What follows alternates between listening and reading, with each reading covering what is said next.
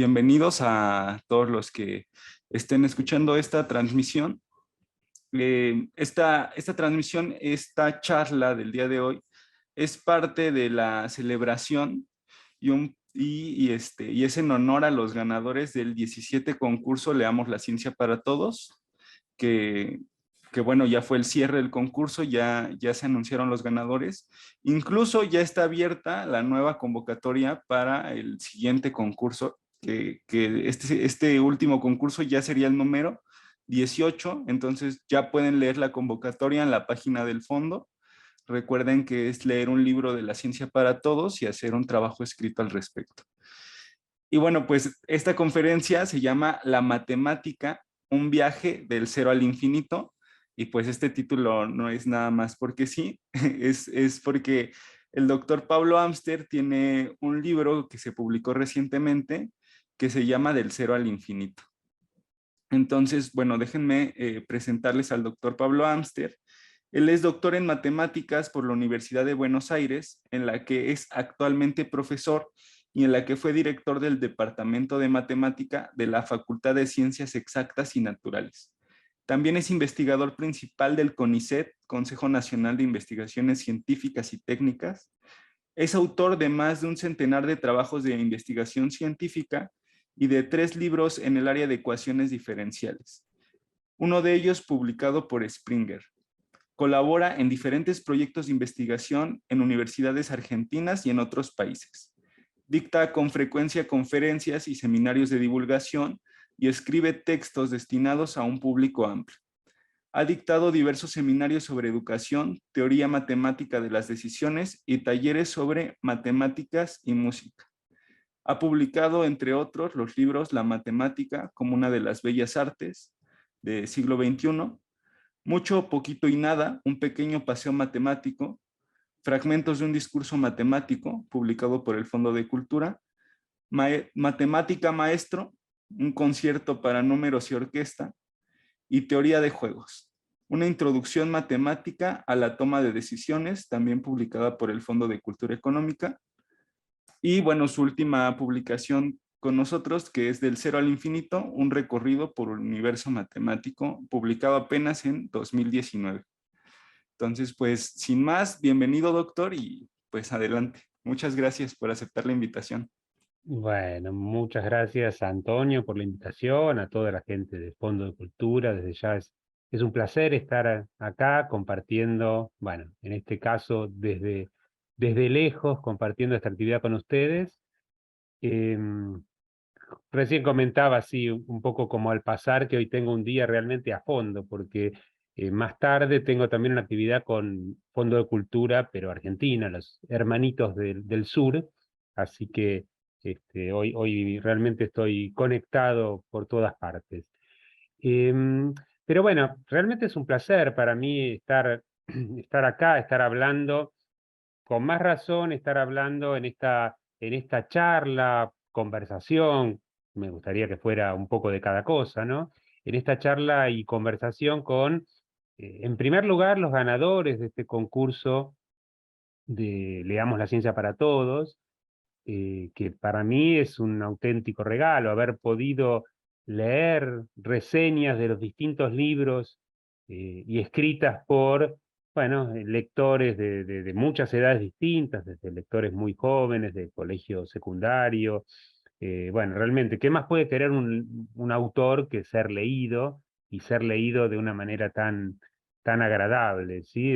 En particular, me ha tocado leer alguna reseña de mi libro y me dio una alegría muy, muy grande saber que, bueno, al menos alguien, digamos, recibió ese esfuerzo que uno hace por poner en palabras tantas cosas que tiene, en este caso, la matemática, ¿no? Y que eso pueda llegar a lectores, bueno, es el placer más grande de la escritura, creo yo.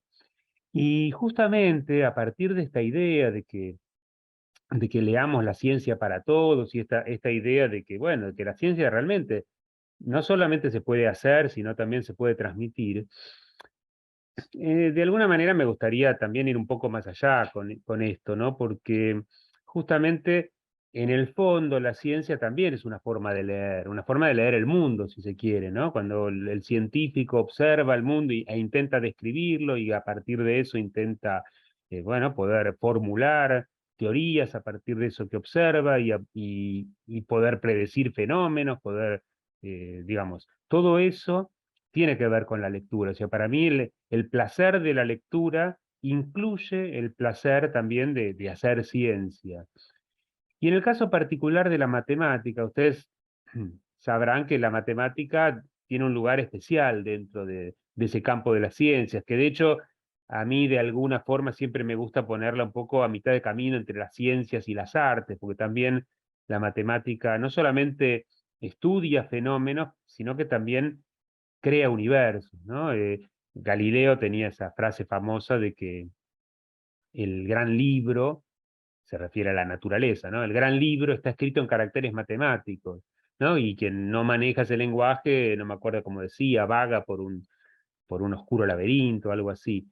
Pero justamente la idea de la matemática va un poquito más allá de eso, de leer el mundo, sino que además lee y escribe en algún punto, ¿no? Porque lee y también produce, crea sus propios universos. Y un poco eh, con con esta motivación es que a mí, además de hablar con mis colegas matemáticos y trabajar en mi actividad principal, que es la investigación, siempre me gustó comunicar la ciencia, comunicar la matemática, siempre me gustó esta idea de poder hablar de igual a igual, bueno, en este caso quizás con lectores o, bueno, con público general. También me dediqué muchos años a la música, entonces para mí, en el fondo, todo este trabajo de divulgación o de comunicación de mi actividad matemática tiene que ver con mostrar que en el fondo no son cosas disímiles, ¿no? A mí, cuando empecé a estudiar matemática, me decían, uy, bueno, vos que te dedicabas a la música, que también en una época rondaba siempre por los talleres literarios de poesía, es como, que hacías cosas tan lindas como ahora te dedicas a la matemática, vos que eras buena persona, ¿qué pasa que de pronto, qué te pasó? Y bueno, justamente la idea es mostrar que no hay una incompatibilidad, o sea, que realmente para mí es todo parte de lo mismo, o sea, la matemática en el fondo, bueno, en el fondo de cultura y en el fondo este, de las cosas, la matemática es un lenguaje, se ha dicho alguna vez un lenguaje bien hecho. Y bueno, precisamente la matemática tiene que ver con todos los lenguajes y tiene que ver con esa interlocución, con ese cruce entre discursos, ¿no? Y cómo, digamos, si uno va al lenguaje de la música, por supuesto que va a encontrar relaciones matemáticas, eso por supuesto que podría dar lugar a otra charla que en cualquier momento podemos compartir, pero las artes plásticas, la literatura, todo está relacionado con la matemática. Y desde ya, por el lado de la ciencia, ni hablar, o sea, la ciencia aplica la matemática, los físicos usan fórmulas y ecuaciones matemáticas para describir los fenómenos, y bueno, no solo los físicos, por supuesto, es como está en la base de todo el lenguaje científico también. Entonces, en ese camino intermedio y en ese cruce de discursos, es que a mí me gusta precisamente, bueno, hablar con gente que no se dedica a la matemática, no es especializada en matemática, entonces uno ahí recurre al lenguaje común, recurre justamente a la literatura, a los ejemplos más fáciles de llevar, digamos, como para poder introducirnos en ese mundo. ¿Y por qué? Bueno, así como cuando daba conciertos de guitarra, yo digo, bueno, ¿por qué toco guitarra para el público? Bueno, porque estoy compartiendo música, que para mí la música es un placer enorme. Bueno, quiero que parte de ese placer, bueno, poder compartirlo con el resto del mundo. Y la matemática pasa lo mismo. A mí la matemática me produce un placer similar al que puede producir escuchar una buena música o ver un cuadro o ver una escultura, ¿sí? Y me parece que es algo que vale la pena compartir. Y bueno, bajo esa idea es que entre otras cosas escribo, y entre otras cosas que escribo, escribí en particular este último libro que mencionaba Antonio. Entonces, mi idea, para los que no lo han leído, es compartir algunas cuestiones de ese libro que se llama Del cero al infinito, porque también tiene que ver con un espíritu de charla, de conversación.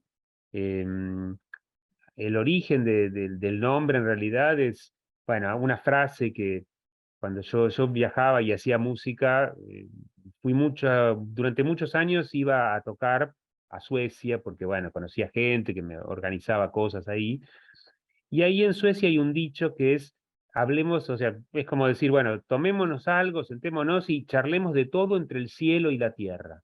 O sea, de todo, refiriéndose a, bueno, charlemos de todo lo que se puede hablar, todo lo que hay entre el cielo y la tierra. Bueno, y en el fondo, la idea de mi libro tiene que ver con, bueno, hablemos de la matemática. Y la matemática, ahí invertí el orden, digamos, no de arriba hacia abajo, sino de abajo hacia arriba, del cero al infinito. ¿Sí? Y justamente esa inversión de orden también tiene un sentido profundo en el texto que escribo. Precisamente en el prólogo menciono la idea de que el orden no es cronológico, sino lógico. ¿M?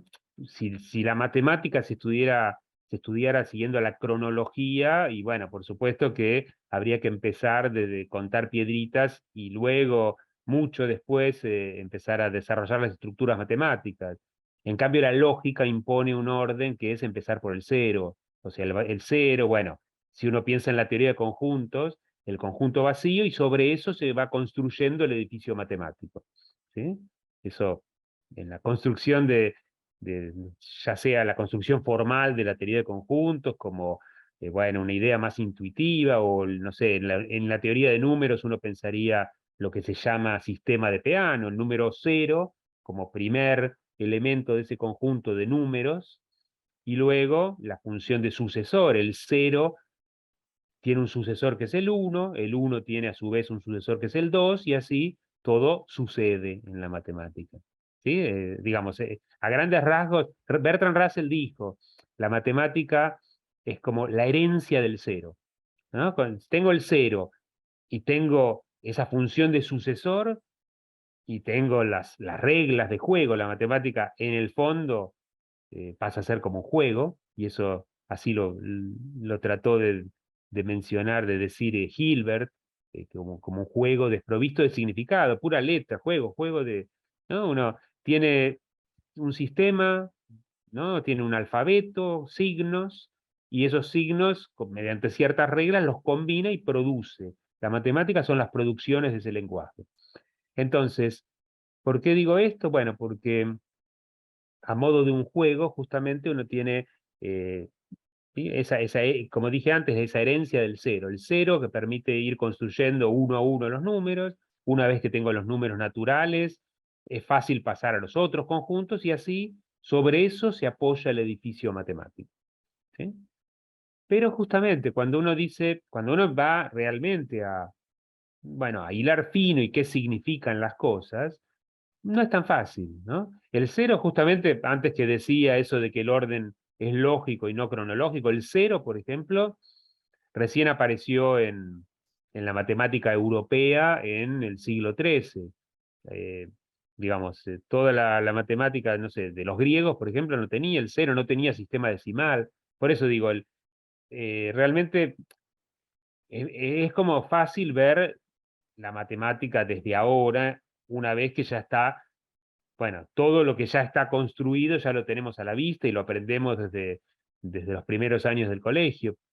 Pero digo, en realidad, a la humanidad le llevó mucho tiempo entender o pensar conceptos abstractos como puede ser el cero, ¿no? Esa idea de no número, si se quiere. Y justamente tan delicada es la cuestión que en realidad llevó mucho tiempo determinar de manera axiomática lo que hace falta para que ese edificio matemático se sostenga bien. A mí, y esto en el libro hablo bastante, me gusta justamente pensar en la noción, o sea, la idea matemática del cero, que está relacionada con otra idea matemática, que es la de conjunto vacío, y confrontarla con la idea filosófica de la nada, que es muy diferente. Va, no es tan diferente en algún punto, pero sin embargo hay alguna sutil diferencia que hace que, bueno, que la nada uno pueda pensar que no es en realidad un concepto matematizable. Es como la nada, filosófica, digamos, a los matemáticos nos trae algún problema. Hay una definición muy linda, que es la de una que dio Lichtenberg. Él dijo, bueno, la nada es un cuchillo sin hoja al que le falta el mango.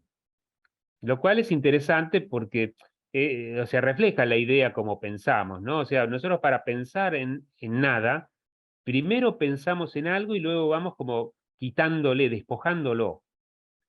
Y un poco es eso lo que ocurre en la teoría de conjuntos. Cuando Cantor, que fue el creador de lo que es la teoría, digamos, moderna de conjuntos, cuando Cantor define el conjunto, lo define a grandes rasgos como una colección de cosas. Y después, por supuesto que para Cantor, el conjunto vacío es un conjunto que y es importante para las operaciones, ¿no? Pero claro, el conjunto vacío es un conjunto sin elementos, y ahí ya uno empieza a sentir algo raro, ¿no? Porque si un conjunto es una colección de cosas pero sin cosas, es como extraño. Imagínense si yo les digo, bueno, vengan a mi casa, les voy a mostrar mi colección de cuadros, y cuando llegan, no tengo ninguno, es una colección vacía. Suena extraño. Y a la vez uno dice, bueno, un conjunto de 0 jirafas es igual que un conjunto de 0 zanahorias, y sin embargo, uno se queda con la sensación de que no es lo mismo, o de que hay algo, o sea, ese vacío por despojamiento, en realidad nos deja alguna nostalgia, si se quiere, ¿no? De las jirafas que se desvanecieron, ¿no? Cuando fuimos quitándolas para llegar a ese vacío. Bueno, y justamente, no es casualidad, yo lo digo un poquito en chiste esto, obviamente la matemática no se ocupa de conjuntos de jirafas, ni menos aún de conjuntos de 0 jirafas, pero justamente la idea es que en realidad la definición esta de conjunto que dio Cantor tuvo que ser reformulada. Y el conjunto vacío, en realidad, en que- la teoría de conjuntos que aceptan los matemáticos, que es la teoría axiomática, bueno, el vacío es un axioma. Hay un axioma que dice hay un conjunto sin elementos. Pero es interesante porque, bueno, realmente cuando uno se pone a pensar profundamente en estas cosas, surgen precisamente problemas de lo que uno llama los fundamentos de la matemática. O sea, la teoría de conjuntos de Cantor en el siglo XIX llevó a realmente tener que revisar muy, muy cuidadosamente los fundamentos de la matemática. ¿Mm? En esta disquisición sobre el vacío y que dije antes nostalgia, en el libro comento, hay una palabra que a mí me gusta mucho del portugués, que es saudade, que justamente lo que quiere decir es como cierta nostalgia, como cierto extrañar, pero no tiene una traducción precisa, justamente se ha declarado intraducible. Pero hay una definición muy linda de esa palabra que se la definió como presencia de ausencia, como bueno, una palabra que expresa positivamente una ausencia. Y donde eso se produce también es en la música. La música tiene signos para denotar el silencio, ¿no? Sí, silencio de Blanca, de Redonda. ¿M? Hay una cita literaria que a mí me gusta siempre invocar, que es de Alejo Carpentier, de Los Pasos Perdidos, que precisamente dice eso, habla del silencio y dice, bueno, habiendo trabajado la música, conozco más del silencio que los hombres de otros oficios, sé cómo se lo mide y se lo encuadra, ¿no? El silencio musical se puede precisamente medir. Hay una obra musical de John Cage que es puro silencio, se llama 4:33, 4 minutos 33 segundos de silencio. Y es interesante un poquito, eh, como al igual que esto que decíamos antes de las jirafas y las zanahorias, no es lo mismo, si uno piensa la versión para orquesta de esa obra, 4 minutos 33 segundos de silencio de orquesta no es lo mismo que la versión que puedo hacer yo con mi guitarra. Un silencio de guitarra no suena igual que un silencio de orquesta, ¿no? De hecho, si escuchan mi charla dentro de unas horas, ahí voy a presentar un fragmento, ¿no? Porque 4 minutos 33 segundos es mucho tiempo, pero un fragmento de una versión para bandoneón, que es el instrumento que se usa para el tango. Bueno, pero yo les dije que el libro iba del cero al infinito. Bueno, no hay duda que estuvimos hablando del cero. ¿Y qué hay del infinito? Y acá, esto también es un tema para mí sumamente atractivo, porque además, digamos, todo el mundo pensó alguna vez en el infinito, todo el mundo alguna vez prometió amor infinito a alguien, ¿sí? Todo el mundo usa el infinito en el lenguaje, ¿no? Y sin embargo, definir, entender qué significa eso, bueno, también a los matemáticos les llevó mucho tiempo. Hay Esto ya es entrar en terreno un poco más filosófico, pero hay una distinción entre lo que se llama infinito potencial e infinito actual. Esto tiene que ver, para el que esté interesado en estos temas, obviamente con los conceptos de potencia y acto de Aristóteles. Y el infinito potencial ya la matemática lo venía domesticando, digamos, durante unos cuantos siglos. Es algo ya aceptado, tiene que ver con el cálculo en matemáticas, todo eso que ya Newton y Leibniz habían como de alguna manera habían avanzado bastante en ese terreno. ¿Mm? Pero esta idea de infinito actual ya es mucho más delicada, y fue precisamente Cantor el que logró definir correctamente este concepto en la matemática. Y ahí, ahora voy a pasar a compartir pantalla y escribir algunas cosas para que las entendamos mejor. Digamos que no puedo hablar de estos temas siendo, bueno, siendo matemático, pero además siendo apasionado por la literatura y con más razón siendo argentino, no puedo hablar de estos temas sin mencionar a Borges, porque Borges precisamente eh, se apasionó por esta idea del infinito matemático, y de hecho uno de sus libros de cuentos, que en realidad es el título de uno de los cuentos de ese libro, justamente invoca el concepto matemático de infinito, el Aleph. Aleph es la letra que usan los matemáticos para denotar los infinitos de Cantor. Ahora voy a aclarar un poquito a qué me refiero. ¿Mm? Pero es más, voy a compartir un ratito pantalla para hacer algunos dibujitos. Es más, la pantalla ya va a venir con un dibujito, no sé si lo están viendo. ¿Sí? ¿Se ve mi pantalla? Perfecto. Perfectamente. Bueno, y se ve el dibujito, ahí está justamente Borges montado en una letra Aleph. Esto en realidad es un dibujo que hizo un amigo mío, muy querido, amigo y colaborador, porque ilustró algunos de mis textos, un amigo que se llama Esteban Canepa. Y precisamente lo elegí dejarlo ahí porque justamente vamos a hablar del infinito y vamos a hablar de esta misteriosa letra hebrea Aleph, que fue la que eligió Cantor para denotar estos infinitos. Y la idea es que, bueno, este infinito que, como dije, se llama infinito actual, es lo que Cantor introdujo en la matemática para hablar de un conjunto justamente que tiene infinitos elementos, pero precisamente para hablar de eso como cardinal, casi como si fuera un número, y de hecho en el fondo va a ser como un número con el que se puede operar. O sea, esto es lo que se suele conocer como los transfinitos. Es interesante porque, a ver, yo dije esto, ¿no? Uno tiene los números, por ejemplo, empezando en 0, 0, 1, 2, 3, ¿sí? Y claro, pongo puntos suspensivos porque los números son infinitos, ¿sí? Que entonces en algún momento voy a tener que recurrir a los puntos suspensivos. En algún momento me voy a cansar de escribir, puedo llegar a 1000, a 10.000, a 1.000.000, pero en algún momento, etcétera, o puntos suspensivos. Pero claro, la cuestión es que la teoría de Cantor permitió construir números que están atrás de esos puntos suspensivos, como un salto sobre esos puntos suspensivos. ¿Sí?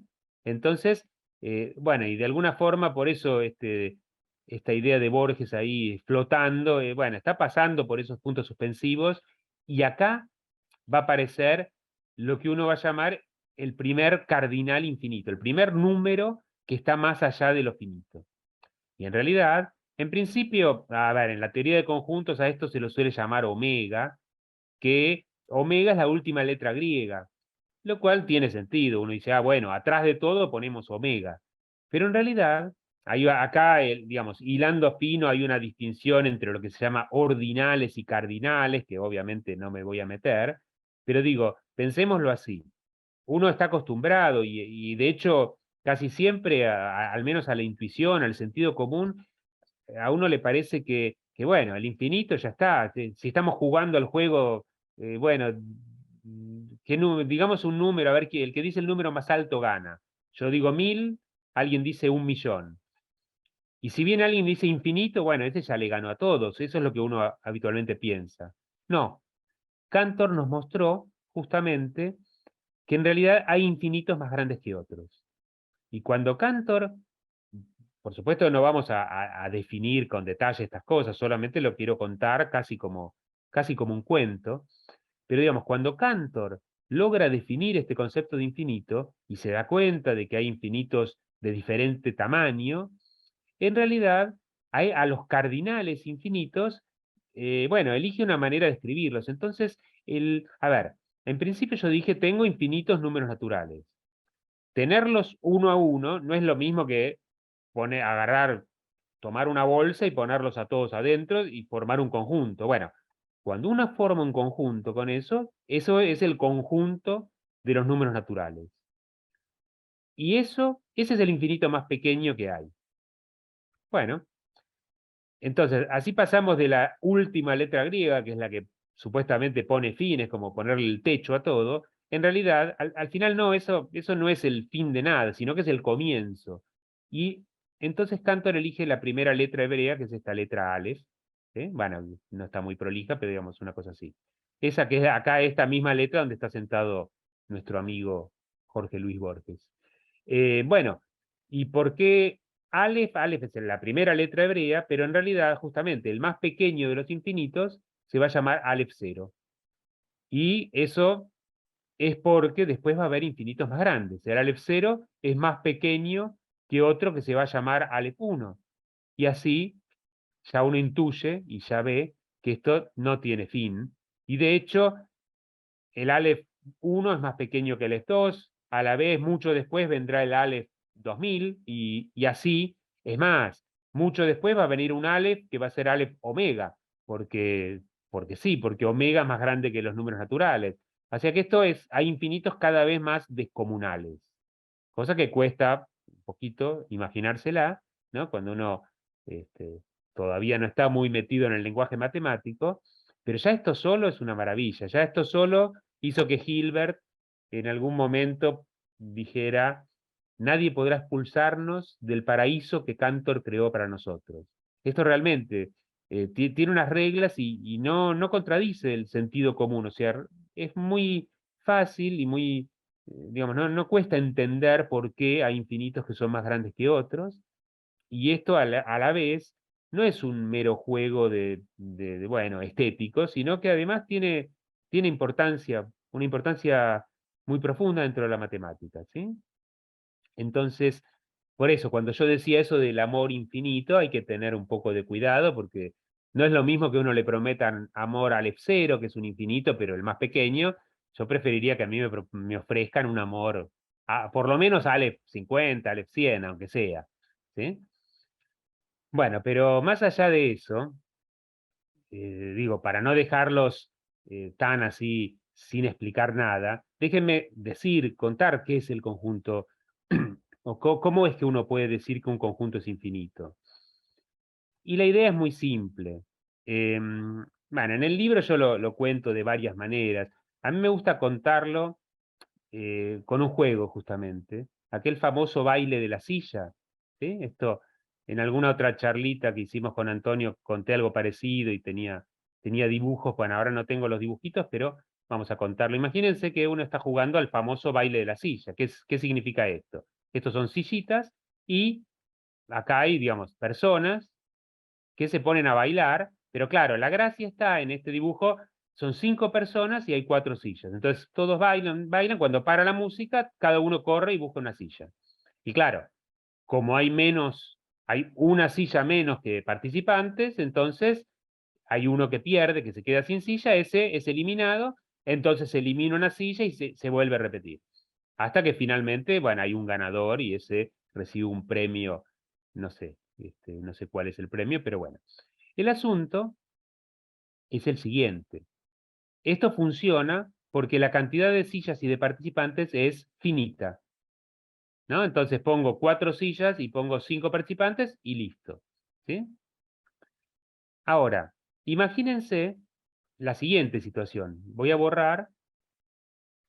Imagínense que ahora tenemos, bueno, infinitos participantes, cada uno sentado en su silla, ¿sí? Pero bueno, ahora son infinitos. Y lo que vamos a hacer, viene un participante más.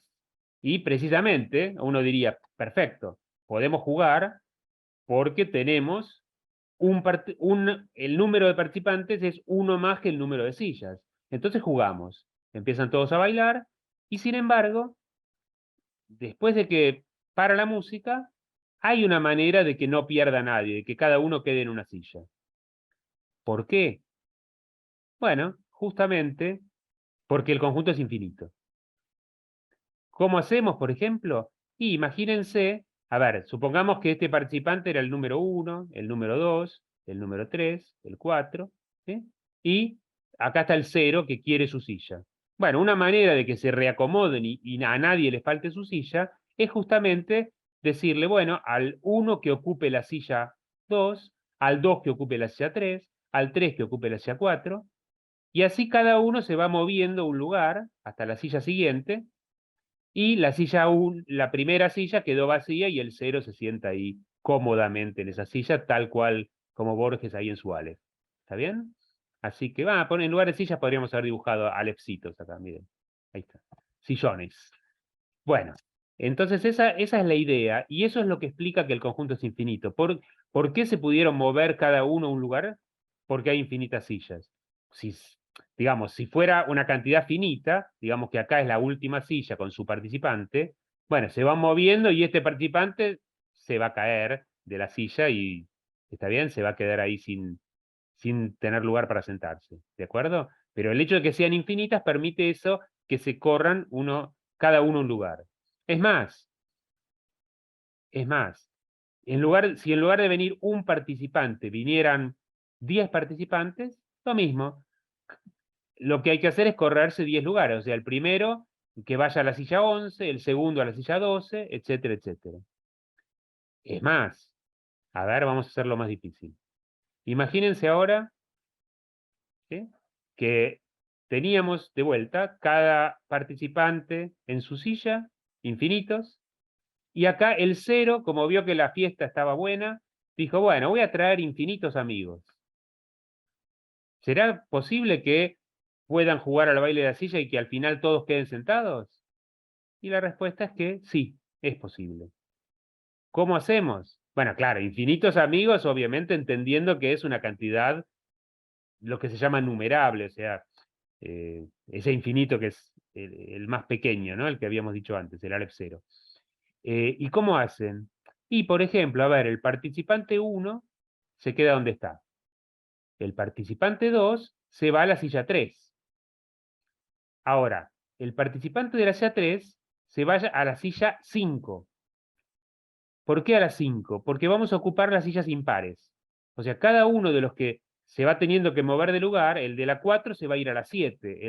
¿Está bien? Cada uno de los que se va teniendo que mover de lugar va a ocupar, pero va a dejar siempre la silla par libre y la impar va a ocupar la silla impar siguiente. Entonces, al final de ese proceso infinito, donde cada uno se va corriendo de lugar, y bueno, cada participante de los que estaba quedó en la silla impar, y este 0 que trajo infinitos amigos, bueno, los puede sentar a cada uno de los infinitos amigos en las sillas pares que quedaron libres. ¿Sí? Es más, cada uno de los infinitos amigos del 0 podría traer a su vez este, infinitos amigos, e igualmente todos tendrían su silla. Eso lo dejo para que lo piensen si tienen ganas, si les entretiene el, el procedimiento de pensar los infinitos, ¿sí? Pero bueno, por ahora creo que, aunque sea como introducción al tema, ya podemos dejar acá. Por supuesto, no lo aclaré, pero si hay consultas o comentarios, no sé si yo no estoy viendo si hay algo en el chat, pero digo, no esperen al final, o sea, yo no tengo problema en si alguien quiere decir algo, hacer un comentario o poner música para que bailemos y nos sentemos, lo que quieran, ¿sí? No tengan problema en interrumpirme. Igualmente no me voy a extender demasiado, o sea, yo quiero dejar un lugarcito para, más que nada, para la participación, para preguntas, ¿sí?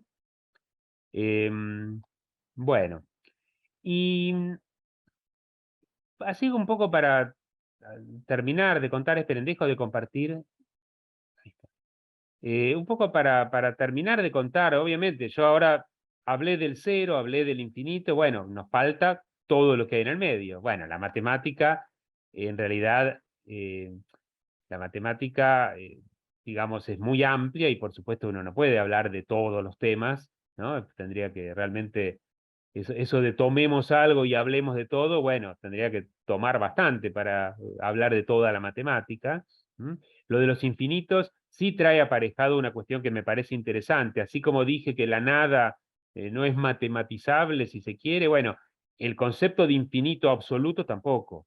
Ese infinito que, bueno, digamos, si uno eh, es religioso, podría pensar en Dios, conceptos así, digamos, no entran dentro de la matemática. Justamente el Dios, por ejemplo, de lo que es la Kabbalah, ¿no? La Kabbalah en la religión judía, ese Dios se llama Ein Sof, que eso quiere decir infinito precisamente, pero ese infinito no puede ser limitado por nada, entonces no puede entrar en esta matemática. ¿Por qué? Porque en la matemática no hay un infinito que sea más grande de todos. Cantor mostró que para cada infinito hay otro más grande. ¿Mm? Es interesante porque la matemática misma se muestra sus propias limitaciones, ¿no? Como en la matemática, al formalizarse, muestra, bueno, hasta acá llegamos, o sea, más de esto no podemos decir. Eso es algo como, o sea, no se puede pretender que la matemática explique todo y además se explique a sí misma o sea, la matemática no puede probarse a sí misma su propia consistencia. O sea, es todo un tema bastante interesante como para ir más allá, digo, desde el punto de vista filosófico, cosa que no haremos. ¿Sí? Pero sí para decir algo más y contar también un ejemplo que me gusta contarlo, que también en alguna charlita ya lo hemos mencionado, pero que creo que vale la pena y que de alguna manera nos dejaría más o menos bien con esta pretensión de contar eh, toda la matemática, porque hay una cuestión en matemática que es muy importante, y es que en realidad toda la matemática se puede escribir, yo dije con signos, y después, bueno, hay reglas para combinar y para, ¿no? Reglas para, digamos, ir escribiendo las distintas teorías matemáticas.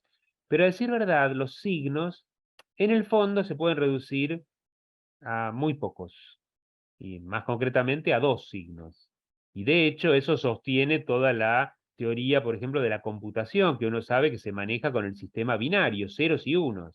La computadora, bueno, la computadora no es un humano por ahora, la computadora es capaz de entender si hay señal eléctrica o no hay señal. Bueno, pero claro, ese hay señal o no hay señal es un 1 o un 0. Y ese 1 y un 0, combinándolo, uno puede escribir todo. Los números se escriben en el sistema binario, todos los números, y una vez que uno escribe todos los números, se escribe cualquier cosa. Así que en realidad, claro, la desventaja de esto es que las fórmulas se volverían muy largas, ¿sí? Pero a la vez es interesante y de vuelta, pensar en que la matemática, toda la matemática en el fondo se puede escribir como combinaciones de ceros y unos, es como, bueno, muy interesante, con esa, parece casi las cuestiones de la filosofía china, ¿no? El I Ching, ¿no? Que solamente hay dos tipos de trazos, el trazo entero y el trazo quebrado, toda esta idea de la antigua filosofía china del yin y el yang, que en realidad hay como dos elementos opuestos y combinando eso se tiene todo el universo, ¿no?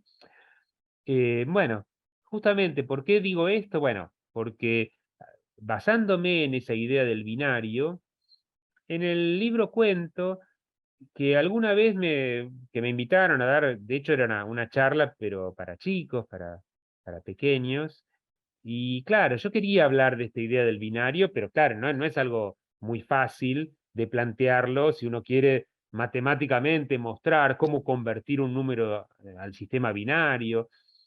Bueno, entonces se me ocurrió algo que después lo bauticé de alguna forma como fabricar un bosque, el procedimiento, si se quiere. Porque, ¿por qué fabricar un bosque? Bueno, porque hay un cuento de Chesterton, que a mí me gusta mucho, que cuenta dentro de una serie de historias donde hay un detective muy particular, que es un cura, el padre Brown. Bueno, una de esas historias se llama la muestra de la, ¿cómo es? La muestra de la espada rota, que justamente, bueno, ahí el padre Brown está como investigando a un general que había muerto, en realidad un general y había muerto, digamos, con todos los honores, porque había sido un general muy valiente, pero en realidad, bueno, había, este, digamos, dentro de la historia de este general, había algún episodio ahí un poco controvertido y este padre Brown se pone a investigar y justamente, no quiero, digamos, como decimos aquí al menos, spoilear, no quiero, digamos, arruinarles y contarles el final, lo que devela la historia, pero empieza preguntándose dónde escondería un sabio una hoja. Y entonces, la respuesta a eso es en un bosque. El mejor lugar para esconder una hoja es un bosque que está lleno de hojas. Entonces, esa hoja que quiero esconder va a ser muy difícil de encontrar.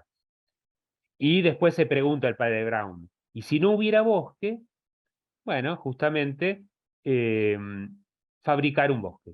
¿Qué quiere decir esto? Bueno, si no tengo un bosque donde ocultar mi hoja, bueno, me fabrico un bosque, cosa de poder meter esa hoja y que pase desapercibida. ¿Mm? La historia no la voy a, como les dije, no la voy a contar porque vale la pena que la descubran ustedes, pero sí les voy a contar cómo esa idea me gusta usarla para introducir algunas cuestiones en matemática. A ver, acá yo quería hablar del sistema binario a niños pequeños. ¿Cómo hago para algo que no es fácil? Bueno, me fabrico una historia donde esa idea del binario surja de manera prácticamente natural.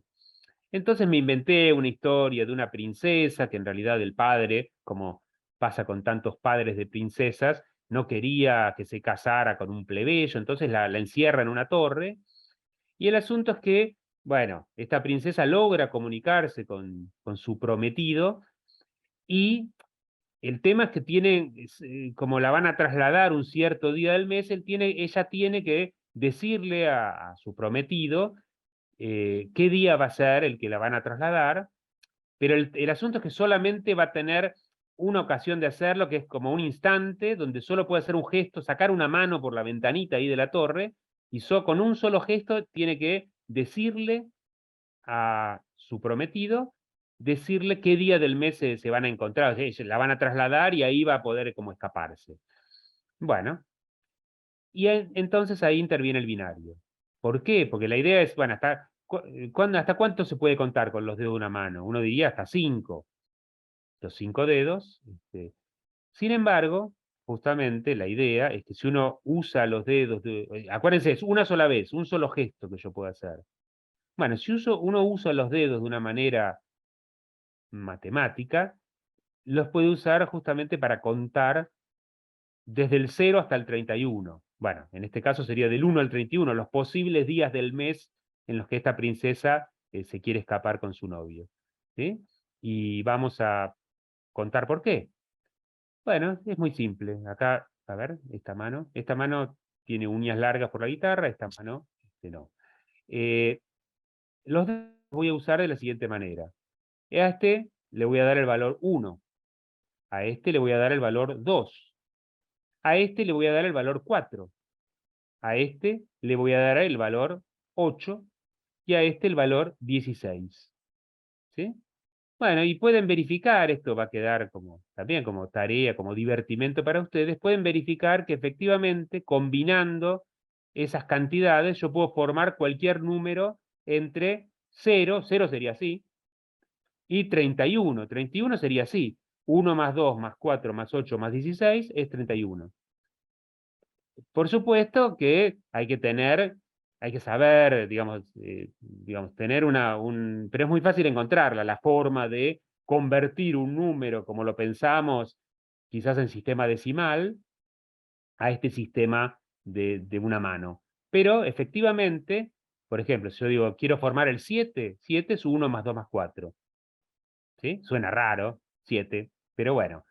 Por supuesto que algunos números son muy difíciles. Esta princesa tendría que ejercitar bastante porque digo, a ver, si yo quiero formar, no sé, bueno, esto queda un poco feo, no importa, pero hay ciertos números que no es tan fácil hacer. Por ejemplo, así que sería 1 más 8, 9, más 16, 25. ¿Está bien? Bueno, con un poco de entrenamiento uno puede, no sé, fíjense qué feo que es. Este sería el 9, pero es difícil. ¿Está bien? Pero bueno, con un poquito ahí de práctica uno puede, entonces, si tienen así alguna cita con algún prometido, alguna prometida, aquel que le había ofrecido el amor infinito, bueno, ya saben, ya tienen un mecanismo para poder, con un solo gesto, decir qué día del mes se van a encontrar. Así que por mi parte, digamos, yo los saludo, hasta pronto con un 31, y nada, más que nada lo que quería era dejar unos minutos para que no pasara tanto tiempo, dejar unos minutos por si alguien quiere aportar alguna idea, preguntar algo. ¿Mm? Muchas gracias, doctor.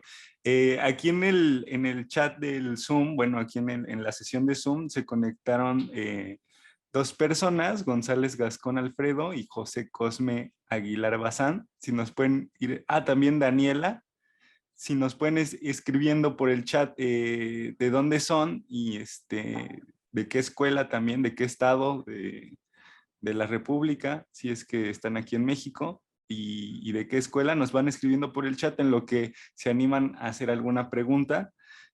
También en Facebook, recuerden que si nos escriben en Facebook un comentario, también aquí lo comunicamos al doctor. Y bueno, mientras tanto... Antonio, yo pensaría también si se quiere manifestar, si quieren abrir. Es infalible, sí. Sí, si tienen una duda los chicos, les abrimos el micrófono, nada más levanten la mano y ya les Claro, abro. que no sean tímidos, que se Sí, dejen ver sí, sí. para Y conocerlos y darles las gracias. yo nada más quería Quieren. comentar de la charla, doctor, que así me voló un poco la cabeza esta cuestión de que por siglos se hicieron matemáticas sin usar el cero, ¿no? Porque el cero se descubre o se empieza a utilizar mucho tiempo, en el siglo III se mencionó. Ujú. Entonces sí es como que a nosotros ahora con la escuela y todo, como que vemos las matemáticas como si no se pudieran hacer de otra manera, ¿no? Entonces Ujú. eso sí me hace preguntar muchas cosas como cómo era aprender matemáticas para la gente de entonces, de antes del cero, y también si vamos a empezar a usar unas matemáticas diferentes en los próximos siglos, ¿no? Bueno, seguramente en el futuro, cuando piensen cómo aprendíamos matemática nosotros, tal vez se lleven la misma sorpresa ¿no? que nosotros ahora. El cero lo introduce Fibonacci al traducir los textos de los árabes. Los árabes, a su vez, lo habían tomado del cero de los hindúes, que sí, sí, es muy interesante. Sí. Sí, es muy interesante. Y bueno, también yo había escuchado, digo, chicos, si quieren preguntar, pueden levantar la mano, si no, yo voy a aprovechar. Que también había escuchado, hablando de esta parte del infinito y el código, el sistema binario, que por ejemplo en un infinito como sería pi, porque pi es, según entiendo, es infinito, entonces puede ser que una obra literaria, no sé, el Quijote, si uno codifica el Quijote a un código binario, y como pi es infinito, en algún punto de todas esas cifras de pi donde haya puros ceros y unos, puede ser que se encuentre el Quijote codificado en binario dentro de pi. O sea, como que como es infinito, cabe todas esas posibilidades. No sé qué nos puede decir de estas ideas. Está muy bien, eso también lo toma Borges, por supuesto. A ver, el desarrollo decimal de pi es infinito, es cierto. Lo podría escribir en binario, también es infinito. A ver, lo que vos dijiste es bastante preciso en el siguiente punto. Si uno tiene una secuencia al azar, supongamos que son eso, como dijiste, el Quijote escrito en binario, y bueno, y tengo una secuencia al azar de ceros y unos. Bueno, hay un teorema matemático que dice que en esa secuencia azarosa, en algún lugar va a aparecer exactamente ese texto del Quijote. Por eso Borges lo cuenta, como muchos, con el ejemplo de un mono o varios monos escribiendo al azar. En algún momento escribiendo en una máquina al azar, en algún momento van a teclear el texto del Quijote.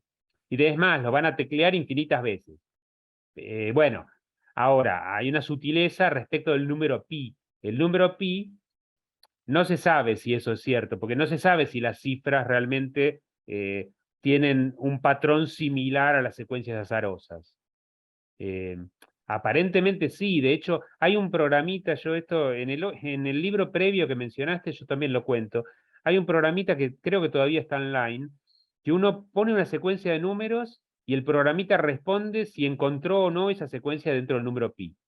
Y en general yo puse, por ejemplo, mi número de documento y enseguida apareció en algún lado. Es como llamativo, ¿no? Porque uno dice, uy, estamos todos controlados por este número pi. Pero eso, digamos, no se sabe si ese número pi es lo que se llama un número normal en la matemática, o sea que efectivamente tiene todas las secuencias posibles. ¿Mm? Gracias, doctor. De hecho, hay una película que aborda el tema de pi, no me acuerdo cómo se llama, pero Pi. pi, pi, Sí, sí, sí. algo de caos y pi, ¿no? Sí, sí, sí, sí, es muy interesante esta. Y, La de no, Aronofsky, sí, sí, sí. O alguna otra. No, no sé, Adriana, si hay preguntas en Facebook, No, Antonio, todavía no. ¿no? Bueno, ya. Ignacio López Ferreira dice, buenas tardes, tengo una pregunta. ¿El infinito utilizado en cálculo, a qué se refiere? Saludos desde Michoacán, doctor. Bueno, gracias. Está bien la pregunta. Yo, por supuesto, no me metí mucho en el tema, solamente dije que Aleph 0 es el más chiquito, pero en realidad el infinito de los números reales, que es un conjunto más grande que los naturales, o sea, lo que sería toda la recta numérica, o sea, todo 0, 1, pero también lo que hay en el medio, el continuo, ese infinito es un infinito más grande, se demuestra, Cantor demostró que es más grande, y se llama C, justamente C porque es la inicial de continuo, o el continuo matemático. Ese es el infinito que aparece en el cálculo, ¿no? O sea, y es muy importante esta cuestión de que C es más grande que Aleph 0. Lo que Cantor no pudo probar es si C es igual a Aleph 1 o si es algún Aleph más grande, ¿no? Eso no se pudo probar y de hecho no se puede probar. La matemática misma demostró que es indemostrable. ¿Mm? Pero por eso, el cardinal del continuo, de los puntos, la cantidad de puntos que hay en la recta, se llama C. Ay, doctor, yo tengo una duda. ¿Cuántos infinitos existen según el teorema de Cantor? Infinitos, justamente. Ok. Para cada infinito siempre hay otro más grande, y esto es infinito. Ok, pues ya. Fácil, gracias. Sí. Doctor, no sé si ya vio el comentario de Daniela, es un comentario, no es pregunta. Dice, wow, empecé escuchando una charla sobre matemáticas y terminé sabiendo cómo ligar. Sí, por Con supuesto. esta cuestión Es que que, está increíble, lo de la mano. 31, y con las dos manos son más números, ¿no? y bueno, a ver, no te quiero poner en aprietos, pero digo, perfectamente lo podrías calcular, porque, digamos, acá llegamos hasta 2 elevada a la cuarta. Si seguimos, 2 a la quinta, a la sexta, séptima, octava, novena, ¿hasta cuánto podría contar? Bueno, uno hace la cuenta y eso va a dar hasta 1023. No, 1023. O sea, 512 sería la última. Pero si sumo, 512 más 256, 1023. Así que, digamos, con dos manos uno puede pasar mucha más información. ¿sí? Sí, sí. Está Es la idea del binario, uno puede expresar cualquier número. Pero, por supuesto, si es más grande que 1023, voy a necesitar otra mano más. Alguien que nos dé una mano. Ok, doctor. También había comentado acerca de que, bueno, el infinito matemático tiene sus límites, ¿no? Que no se mete en otros conceptos un tanto filosóficos. Pues es diferente. Pero el infinito del que se aborda, por ejemplo, en la astronomía, el infinito del universo, sí está relacionado. O sea, estos infinitos astronómicos están vinculados al infinito matemático. O sea, una cosa llevó a la otra. Sí, ahí sí hay una vinculación, digamos. Igual ahí también hay toda una cuestión de si el universo es finito o infinito, ¿no? Si uno cree en la idea que es la más aceptada del Big Bang y que es un universo en expansión, uno diría, bueno, es finito. De todas maneras, aunque asumamos que el universo es infinito, si suponemos que vivimos en un mundo de 3 dimensiones, bueno, eso sería el infinito, digamos, de lo que en matemáticas es el espacio tridimensional. Eso es un infinito matemático, sí. Sí. Entonces, doctor, tengo otra duda. ¿Existen infinitos más grandes que otros? Exacto. Ok. Dependiendo de lo que quiera uno medir, ¿no? En este caso, como lo dice mi compañero Antonio, pues el espacio pues es infinito, ¿no? Entonces, pues sabemos que ese infinito va a ser superior a otros, ¿no? Dependiendo de qué es lo que se quiera medir, ¿no? Sí, ahora, no tiene que ver con medir, digo, para la teoría de Cantor, por ejemplo, un segmento tiene la misma cantidad de puntos que toda la recta, entonces es el mismo tipo de infinito, no tiene que ver con medida, con longitud, por ejemplo, en este caso con volumen. De hecho, Borges lo dice de una manera muy linda, dice que hay la misma cantidad de puntos que hay en un decímetro, que en un metro, o que en la más honda trayectoria estelar, una cosa así. Efectivamente, la cantidad de puntos que hay en un segmento muy pequeño de recta es la misma que hay en todo el espacio tridimensional. No, ese infinito es el mismo. No tiene que ver con medida. Muchas gracias.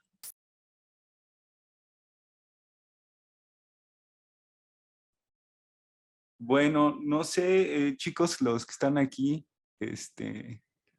pues anímanse si tienen alguna duda, no se queden con ella. Esta es una oportunidad.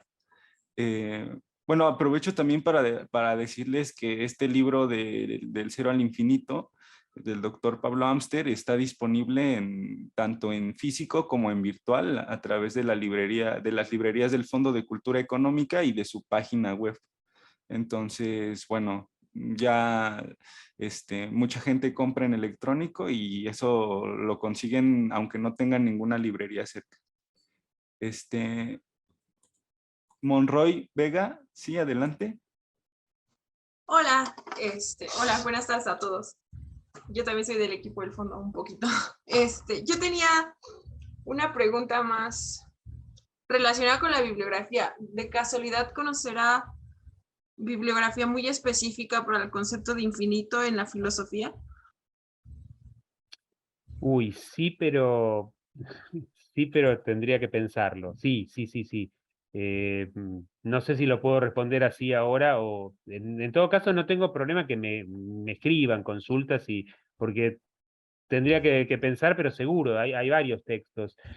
Ahora mismo no me viene nada a la cabeza, pero con gusto si me escribís te Ok, puedo recomendar algunas cosas. sí, sí, muchas gracias.